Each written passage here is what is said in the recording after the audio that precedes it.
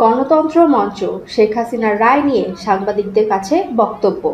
খান কামাল এবং পুলিশের আইজি চৌধুরী আব্দুল্লাহ আল মামুন এই তিনজন ছিলেন। আপনারা জানেন খুনি হাসিনার বিরুদ্ধে ভিন্ন ভিন্ন দুটি রায় দেওয়া হয়েছে। প্রথম রায়ে তাকে আনটিল দ্য ন্যাচারাল ডেথ, তাকে যাবজ্জীবন মৃত্যু পর্যন্ত তাকে কারাগারে রাখার আদেশ দেওয়া হয়েছে। দ্বিতীয় রায়ে তাকে বাংলাদেশের ক্যাপিটাল পানিশমেন্ট মৃত্যুদণ্ড দেওয়া হয়েছে।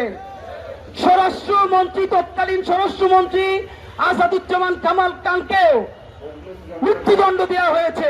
কিন্তু এখানে আমাদের একটি আফসোসের বিষয় আপনারা জানেন, তৎকালীন পুলিশের আইজি চৌধুরী আব্দুল্লাহ আল মামুন, যিনি এই মামলার একজন রাজসাক্ষী হয়েছেন, আদালত নিজে অবজারভেশনে বলেছে, আমরা অত্যন্ত মনোযোগ দিয়ে শুনেছি, চৌধুরী আব্দুল্লাহ আল মামুন তার বিরুদ্ধে সংঘটিত সকল অপরাধ স্বীকার করেছেন এবং তিনি এর জন্য লজ্জিত হয়েছেন এবং অ্যাপোলজি চেয়েছেন।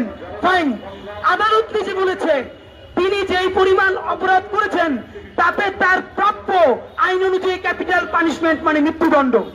কিন্তু যেহেতু তিনি রাষ্ট্রকে সাহায্য করেছেন, খুনি হাসিনার যত ডকুমেন্ট ছিল সেই ম্যাটেরিয়াল গুলো তিনি আদালতে খুঁজে পেতে সহযোগিতা করেছেন, এই জন্য তাকে 5 বছরের জেল দেওয়া হয়েছে। এই কথাটা শোনার সাথে সাথে আমাদের পাশে যে সব শহীদ পরিবার ছিল অনেকেই কান্নায় ভেঙে পড়েছে।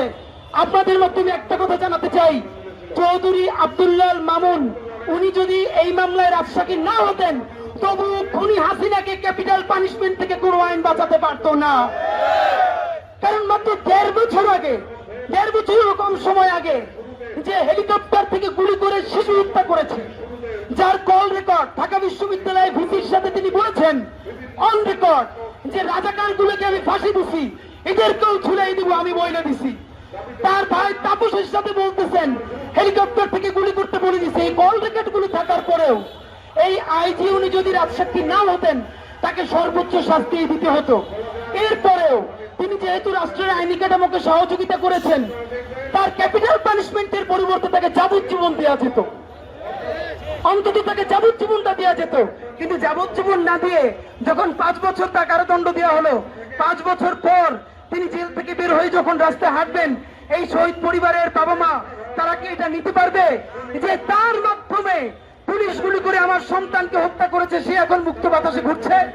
সুতরাং আমরা ইনকিলাব মঞ্চ চিন্তা করছি শহীদ পরিবার সবাইকে নিয়ে যদি আইন কাভার করে, আজকে এখানে প্রোগ্রাম শেষ করেই আমরা বিজ্ঞ অনেকজন আইনজীবীর সাথে ইতিমধ্যে কথা বলেছি, আমরা তাদের সাথে বসবো।